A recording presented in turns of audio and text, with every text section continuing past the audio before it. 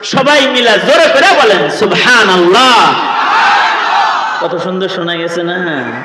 আল্লাহ খুশি হয়। জোরে আওয়াজ করে বলেন আলহামদুলিল্লাহ। বলেন লা ইলাহা ইল্লাল্লাহ। এই যে বলাইলাম লা ইলাহা ইল্লাল্লাহ, বিশ্বাস করেন আপনি বর্তমান সমাজের শতকরা 50 জন লা ইলাহা ইল্লাল্লাহ শুদ্ধ করে বলতে পারে না। হ্যাঁ, আপনি বিশ্বাস না হয় আপনি কাগজ কলম নিয়ে জিগাইবেন, বলবেন কলমা ক, আর যে বলতে পারে টিক চিহ্ন দিবেন, বলতে পারে না দিবেন, তো দেখবেন যে পারে না এর সংখ্যা অর্ধেক। ওই যে আর এক মুরব্বী আমার সাথে আরো যোগদান করছে, কইছে বেশি হইব। আসলেও তাই। তারা সালাম দিতে পারে না, সংসদ সদস্য কয় চাইল কম, চাইল কম, আসসালামু আলাইকুম, চাইল কম, আসসালামু আলাইকুম বাইরে হয় না। যেই জাতির অবস্থা এমন হয়ে গেছে, তাদের জন্য এই মাহফিলে একটু কালমা পড়া, জিকির করা, এটা নিয়ামত। এই জন্য জোরে আওয়াজ করে বলেন লা ইলাহা ইল্লাল্লাহ মুহাম্মাদুর রাসূলুল্লাহ। ডেলি কমপক্ষে 100 বার করে কালমা শরীফ পড়বেন। প্রতিদিন 100 বার করে কালিমা পড়বেন। কারা কারা হাত তোলেন তো দেখি। যদি পড়েন তাহলে তো সওয়াব পাইবেন, আমিও সওয়াব পাব। ভালো করে ওয়াদা করেন। 100 বার কালমা পড়তে তো কয়েক মিনিট সময় লাগবে, এইটুক পড়বেন না। খালি কি ফেসবুক চালাইবেন নাকি মিয়া? ডেলি 100 বার কালিমা পড়বেন ইনশাআল্লাহ। বলেন 100 বার ইস্তিগফার করবেন, আস্তাগফিরুল্লাহ বলেন। লাভ কি? লাভ কি? লাভ হলো যারা কালিমা পড়বে তাদের মরণকালে জবানে উচ্চারণ হবে লা ইলাহা ইল্লাল্লাহ মুহাম্মাদুর রাসূলুল্লাহ।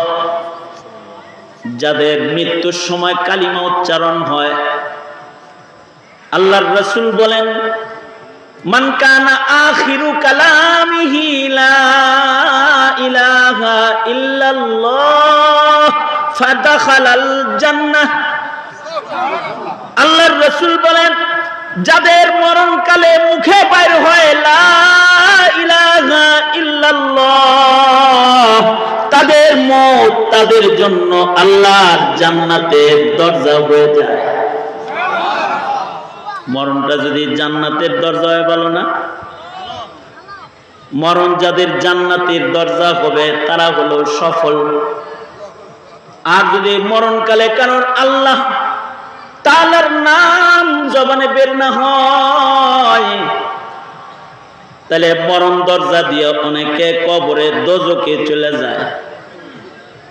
কারণ রাসূল বলেছেন আল কবরু রাউযাতুম মিন রিয়াজিল জান্নাহ আও হুফরাতুম মিন হুফারিন নার।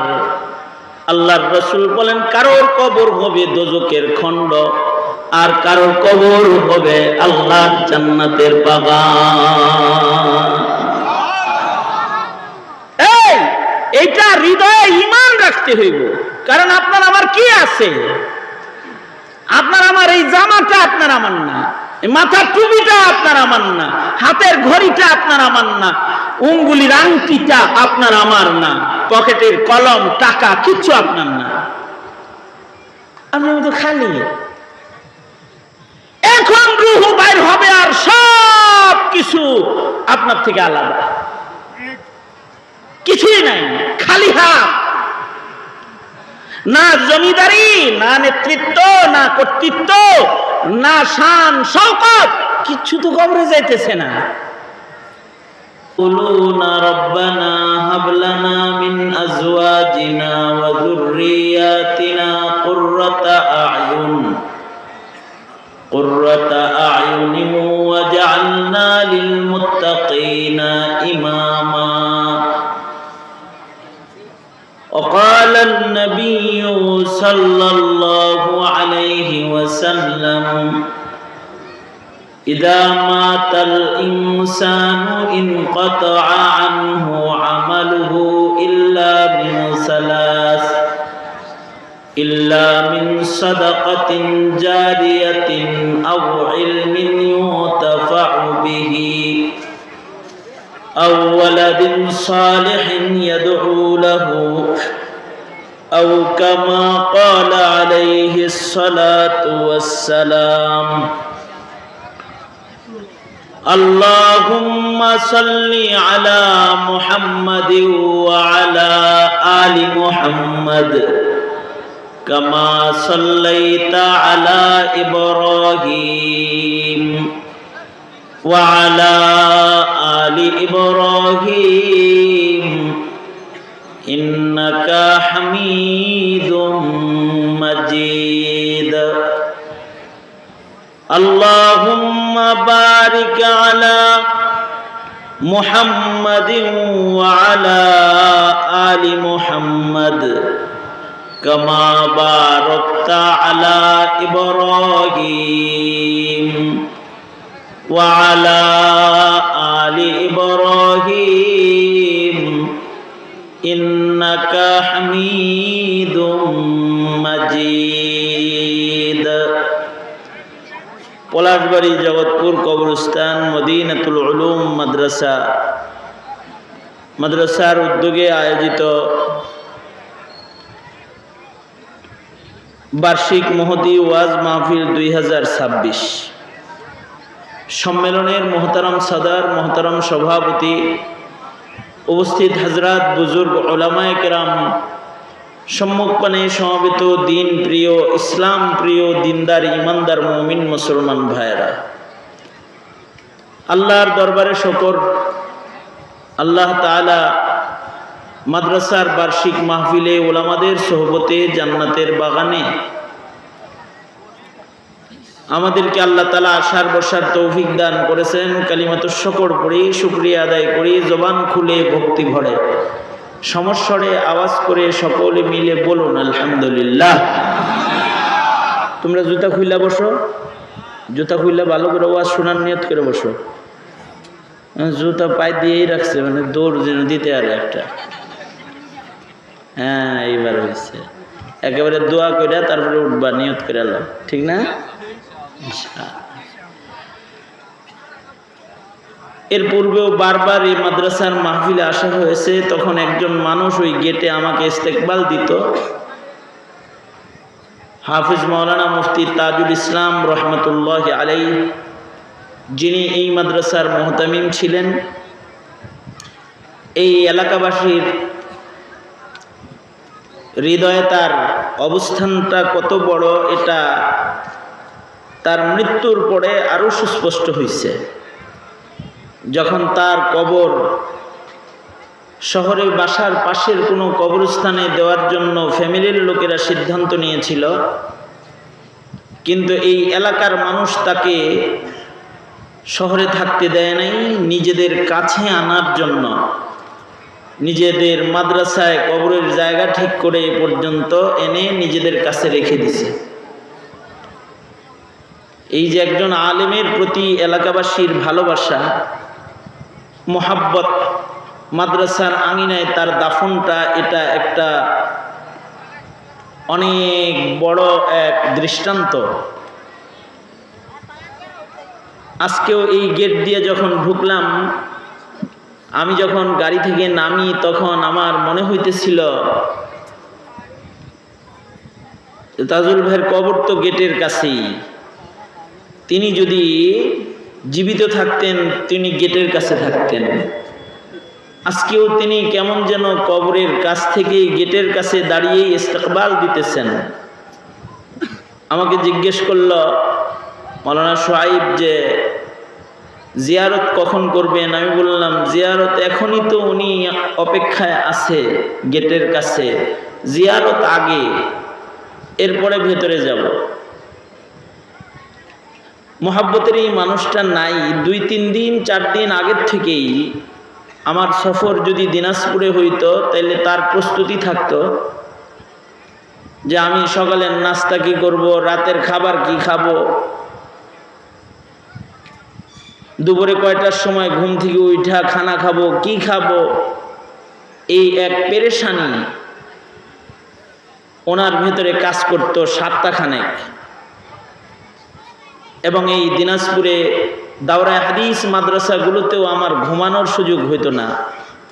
একবার নিউটাউন মাদ্রাসায় মাহফিল শেষে হুজুররা বললেন, মাদ্রাসার দাওরায়ে হাদিস মাদ্রাসার মেহমানখানা মুহাদ্দিসরা এখানে আছে, এখানে না থাইকা তাজুল ইসলাম সাহেবের বাসায় যেতে হইব আপনার। তা আমি বললাম যে তাজুল ইসলাম সাহেবের মোহাব্বতের যে পিয়ালাটা, এটা এত শক্তিশালী, এটার ভেতরে যে মোহাব্বত আছে, এখন যদি তার এই মোহাব্বতের পিয়ালায় আমি নিজেকে জায়গা না দিই, তাইলে এই পুরা জায়গাটা বেদনা দিয়ে ভরে যাবে। সুতরাং এই মানুষের মোহাব্বতের কদর করার জন্য আমার ওনার বাসায় থাকতে হবে। তো এই মানুষটা নাই, চলে গেছেন। এত তাড়াতাড়ি যাবেন এটা আমার নিজেরও কল্পনা ছিল না। আমি ভাবছি যে অসুস্থ আছেন, হয়তো দেখা হয়ে যাবে সফরের কোনো ফাঁকে, দিনাজপুর গেলে মোলাকাত হবে। কিন্তু মানুষ কে কখন চলে যাবে জানেন কে? জোরে আওয়াজ করে বলেন, কে জানেন? কার মৃত্যু কখন হবে? বাচ্চা বয়সে হবে, পিচ্চি বয়সে হবে, না জন বয়সে হবে, না বার্ধক্যে হবে? রাতে মারা যাবে না দিনে মারা যাবে?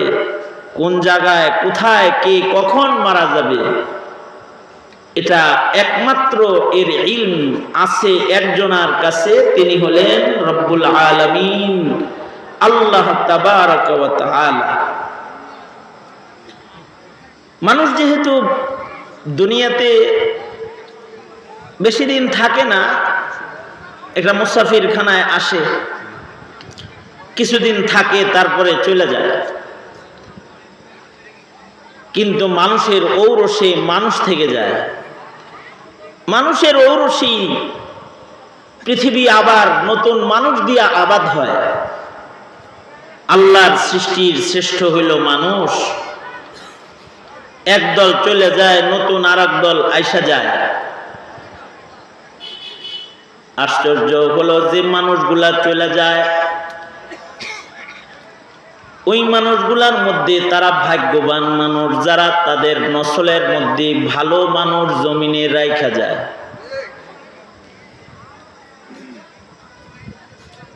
মানুষ তো চলে যায়, কিন্তু তার রক্তের যে মানুষগুলা পৃথিবীতে থেকে যায়, সেই মানুষগুলার কারণে হয়তো দুনিয়ার জগৎ থেকে বরজখের জগতে পাড়া দেওয়ার সাথে সাথে তার সম্মান বেড়ে যায়। আর যদি রেখে যাওয়া মানুষগুলা খারাপ হয়, বংশধর নসলের মধ্যে দুষ্ট মানুষ যদি কেউ ছেড়ে যায়, কারণ নসল যদি খারাপ হয়ে যায়, তাহলে নসলের কারণে, সন্তান সন্ততির কারণে দুনিয়ার জগতেও জিল্লতি হইতে হয়, কবরেও জিল্লতি হইতে হয়, হাসরেও জিল্লতির মালা পড়তে হবে। নাউজুবিল্লাহ বলেন। এই কারণে আল্লাহর পছন্দের বান্দাদের একটা গুণ, আল্লাহর পছন্দের বান্দাদের একটা গুণ হইল, আল্লাহর বান্দারা আল্লাহরে বলবে, আল্লাহ আমাদের রক্তে আপনি খারাপ লোক দিয়েন না।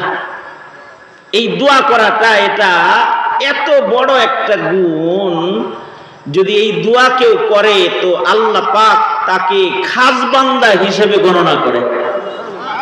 সুবহানাল্লাহ, আরো আস্তে করে বলেন সুবহানাল্লাহ। এই যে বসছেন, কিছু নেকি কামাই করবার লেগে এই তো বসছেন, সুবহানাল্লাহ আলহামদুলিল্লাহ সুযোগ পাইলে বলে ফেলবেন, নেকি হয়ে যাব। জোরে বলেন সুবহানাল্লাহ। এই যে বৃষ্টি কিছু হইছেও, আগে পানি এখনো মাথার উপরে পড়তেছে, যদি বৃষ্টি হইতো আর যদি বসতে না পারতেন তাইলে তো কিছুই হইতো না, মাহফিল গোলমাল লেগে যেত। আল্লাহ পাকের মেহেরবানি, আল্লাহ যে বসাইছেন আখেরি মোনাজাত পর্যন্ত ধীরে ধীরে নিয়ে আসছেন, খুশি হয়েছেন না? গ্রামবাসীর জন্য মাহফিলের দিনটা তো ঈদের দিনের মতো থাকে, আমি জানি। এই মাহফিলকে কেন্দ্র করে গ্রামের জামাই জমারারা সব বাড়তে আইছে। বাড়িতে শ্বশুর মশাইরা ভালো গোশত কিনছে, বাজারে গরু জব হইছে ভালো একটা। এই মাহফিলকে কেন্দ্র করে কিন্তু অনেক আয়োজন এই গ্রামে। যে বড় বাজার ওই মার্কেট ওইখানে বসছে, ওটা মাহফিলের চাইতে 5 গুণ বড়, ঠিক না? অনেক বড় সড়ো বাজার একটা মার্কেট বসছে না? এটা ঈদের মতন, আনন্দের দিবসের মতন এলাকার জন্য আল্লাহ খায়ের করছেন যে মেঘ থামাই দিছেন, বসার সুযোগ দিছেন। জোরে আওয়াজ করে বলেন আলহামদুলিল্লাহ। আপনারা কথা কইতে পারেন তো? কারা কারা কথা কইতে পারেন হাত তোলেন তো দেখি। ওই যে মানে কথা বলতে পারেন যারা, তারা হাত তোলেন। ভয় পেন না, ভয় পেন না। যাদের জবান সচল আছে হাত তোলেন তো দেখি। বোবা মানুষ না তো? আচ্ছা, হাত কয়টা? একটা আছে না দুইটা? দুইটা দেখি তো। আঙ্গুল কয়টা করে আছে দেখি তো। হ্যাঁ, নাড়াচাড়া দেন দেখি। কি সুন্দর দেখা যায়, কি সুন্দর দেখা যায়। আস্তে আস্তে নাড়েন, এরকম নাড়েন। মাশাআল্লাহ। হাত তো দেখাইলেন, আঙ্গুলিও দেখাইছেন, এবার জবান যে আছে এটা একটু শোনান। সবাই মিলা জোরে করে বলেন সুবহানাল্লাহ। কত সুন্দর শোনা গেছে না? আল্লাহ খুশি হয়। জোরে আওয়াজ করে বলেন আলহামদুলিল্লাহ। বলেন লা ইলাহা ইল্লাল্লাহ। এই যে বলাইলাম লা ইলাহা ইল্লাল্লাহ, বিশ্বাস করেন আপনি বর্তমান সমাজের শতকরা 50 জন লা ইলাহা ইল্লাল্লাহ শুদ্ধ করে বলতে পারে না। হ্যাঁ, আপনি বিশ্বাস না হয় আপনি কাগজ কলম নিয়ে জিগাইবেন, বলবেন কলমা ক। আর যে বলতে পারে টিক চিহ্ন দিবেন, বলতে পারে না দিবেন। তো দেখবেন যে পারে না এর সংখ্যা অর্ধেক। ওই যে আরেক মুরব্বী আমার সাথে আরো যোগদান করছে, বেশি হইবে। আসলেও তাই। তারা সালাম দিতে পারে না। সংসদ সদস্য কয় চাইল কম, চাইল কম, আসসালামু আলাইকুম, চাইল কম, আসসালামু আলাইকুম বাইরে হয় না। যেই জাতির অবস্থা এমন হয়ে গেছে, তাদের জন্য এই মাহফিলে একটু কালমা পড়া, জিকির করা, এটা নিয়ামত। এই জন্য জোরে আওয়াজ করে বলেন লা ইলাহা ইল্লাল্লাহ মুহাম্মাদুর রাসূলুল্লাহ। ডেলি কমপক্ষে 100 বার করে কালমা শরীফ পড়বেন। প্রতিদিন 100 বার করে কালিমা পড়বেন। কারা কারা হাত তোলেন তো দেখি। যদি পড়েন তাহলে তো সওয়াব পাইবেন, আমিও সওয়াব পাবো। ভালো করে ওয়াদা করেন।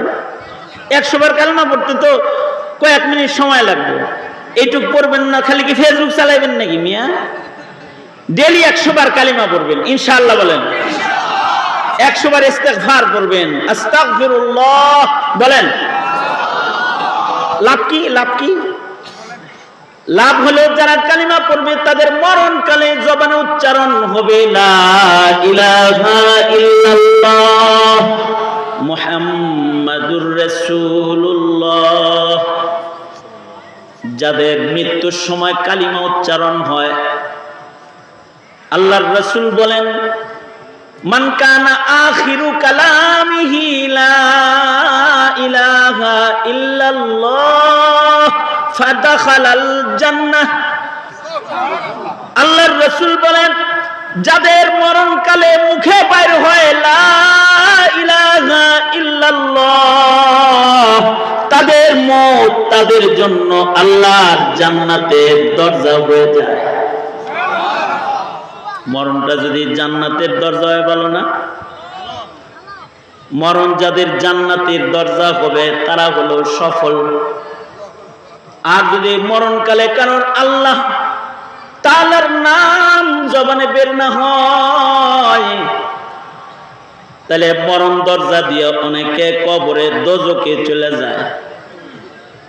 কারণ রাসূল বলেছেন, আল কবরু রাউযাতুম মিন রিয়াজিল জান্নাহ আও হুফরাতুম মিন হুফারিন নার। আল্লাহর রাসূল বলেন, কারোর কবর হবে দোজখের খণ্ড, আর কারোর কবর হবে আল্লাহর জান্নাতের বাগান। এইটা হৃদয়ে ঈমান রাখতে হইব। কারণ আপনার আমার কি আছে? আপনার আমার এই জামাটা আপনার আমার না, মাথার টুপিটা আপনার আমার না, হাতের ঘড়িটা আপনার আমার না, উঙ্গুলির আংটিটা আপনার আমার না, পকেটের কলম টাকা কিচ্ছু আপনার না, আপনি তো খালি। এখন রূহ বাইর হবে আর সব কিছু আপনার থেকে আলাদা, কিছুই নাই, খালি হাত। না জমিদারি, না নেতৃত্ব, না কর্তৃত্ব, না শান শওকত, কিচ্ছু তো কবরে যাইতেছে না।